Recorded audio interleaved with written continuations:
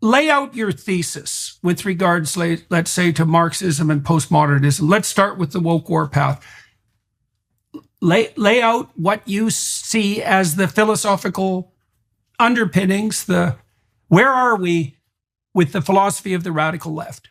And is the combination of Marxism and postmodernism the right initial lens to view that through? Yes, precisely.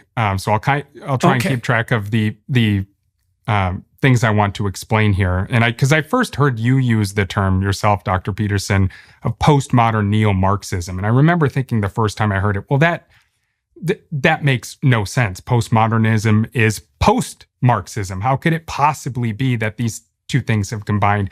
And the first time I saw it used by a leftist academic in print was from a man by the name of Peter McLaren. And he was writing in the 80s, and he was describing what the critical Marxist project, the critical Marxist tradition, was doing, was taking postmodern principles and applying them to identity politics and education. So that was the first kind of verification that I saw that, okay, Peterson's onto something here.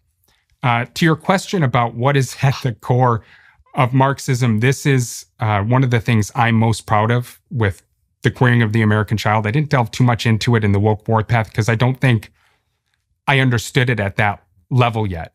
But the heart of Marxism, in my view, and I think I could speak for Dr. Lindsay, but have him on and let him, give his interpretation, is that Marxism is a theology. It's not an economic theory. If you read the economic and philosophic manuscripts, I think Marx is very clear. He says human beings are creative and we're social.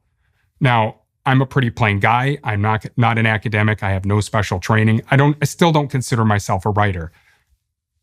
So I'm going to put this in plain terms. When Marx says human beings are creative, he means we see something in the world like a stick, and we've got a vision in our head of what we want to turn that stick into.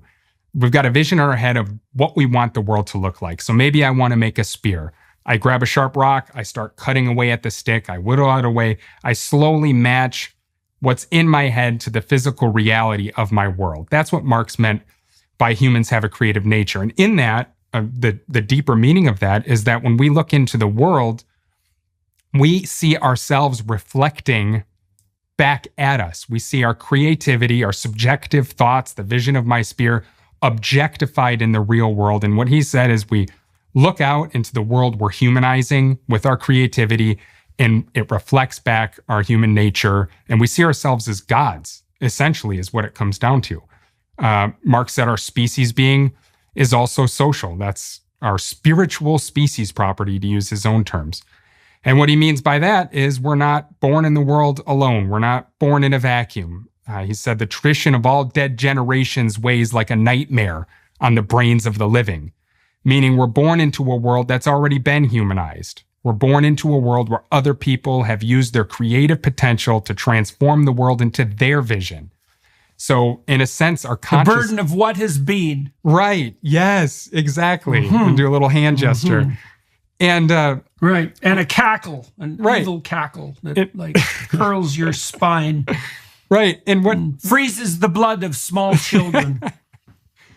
And what Marx said is because we've got this creative potential to transform our world into our own vision, and we're a social creature, what those things differentiate us from the animals. And because we can do those things, we make history. Meaning when I'm born into a world others have worked on.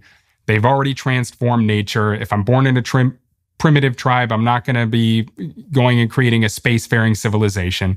So the history of the people that have come before me preloads my consciousness, and that makes history. And then the people in my present tribe, whatever you want, your city, those of us attempting to send rockets to Mars, we then socialize the next generation into the world.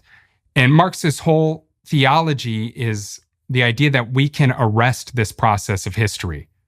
We can direct it. It's not something that just has to happen. And it's incumbent on those who are oppressed to arrest it, because the group in power who's created the society with capitalism, it would be the bourgeoisie and their private property and the laws, rules, and regulations that have been built up to solidify their social status and their domination, they're not going to overthrow history and direct history in the direction we want it because they're pretty set. They're enjoying their lives. They're happy. So it's incumbent on the oppressed to become conscious of this fact that we can arrest history and we can direct it. And that's Marx's program, the arresting of history through conflict to drive it to an ultimate endpoint, one where we look out in the world and it reflects our humanity back onto us. Marx said, when we look into the world and we're one with nature and nature is one with us. I think his precise words to describe it in almost biblical terms was, he said that when man looks out and he revolves around himself as his own true sun. I mean, it doesn't get any more theological than that. So I think that's the heart of it, and everything derives from that. It doesn't make sense that it's an economic theory. It never has. That's why over 100 million people died starving to death in the dark. That's why it doesn't work, because he mapped his economics on top of a theology to sell it. Is logical side for a moment, and then we'll return to the postmodern element. Okay, so there's two things you laid out as far as I'm understanding what you're saying. And the first is, well, some support for your argument that this is a theological movement is that, well, it is a post-religious movement, and it's also something that Nietzsche predicted when he discussed the death of God. He said in The Will to Power that the human race would run an experiment in the 20th century that would likely doom millions of people to investigate the validity of a resentment-predicated communism, and that if we learned the proper lesson from that, then perhaps the sacrifice of lives would have proved valuable and necessary. Now, that's a hell of a harsh thing to say, but it's also quite the remarkable prediction. And of course, Dostoevsky saw the same things coming, especially in his book Demons, which is as accurate a prodroma to the Gulag Archipelago as you could possibly hope for. Okay, so let's look at this theologically. Because I think it is a theology. It's a post-Christian theology. No, it's an anti-Christian theology. And so part of the reason it's anti-Christian is because Marx's fundamental presupposition is that the God of power does and should rule, right? So that's quite a claim. And I think actually you can understand the attractiveness of that claim, especially on the economic side, because the idea that there is a small minority of people who hold comparative power in any human social hierarchy is true in some manner. It's particularly true if the society is corrupt. And it is also the case that even the most benevolent of social organizations are corrupted to some degree by power. And so power is a major league god, you might say. And it's very attractive intellectually, especially if you're a rather rigid reductionist and you don't like to think in a sophisticated manner, is to reduce everything to power, as Foucault did, power and sexuality in Foucault's case. And you can make a credible case for that. You can make a credible case that your relationship with yourself is one of power, and your relationship with your wife, and your relationship with your children, and your so-called friends, and every economic relationship. It all boils down to power, and only the naive think differently. And so the world's a war of power. And that's not only an anti-Christian doctrine in the most fundamental way, it's almost literally a satanic doctrine, because in the Gospels, for example, Christ is literally tempted by the Satan who offers him power as an alternative to the proper principle of sovereignty. Okay, so that's the first thing, is Marxism is a theology of power. All right. The next thing is that you pointed out was that it's a dialectic of oppressed versus oppressor.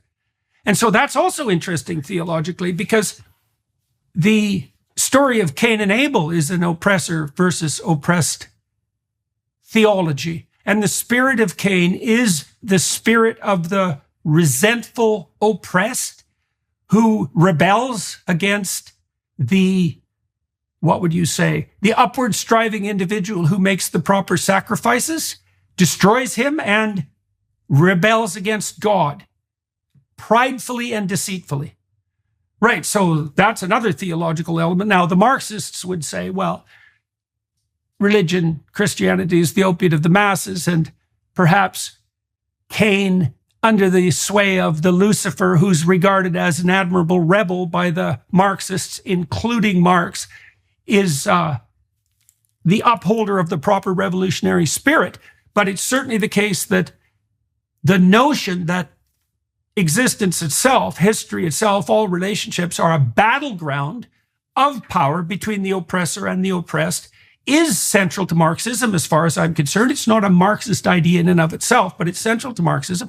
And it's also a pretty damn saleable idea, especially if your culture is corrupted by power and you have your self-serving reasons for regarding yourself as victimized and oppressed. You know, that was what Nietzsche objected to with regards to the philosophy of resentment. And Marxism is the philosophy of resentment writ large. And the problem with that is that there's a lot of things in life to be resentful about.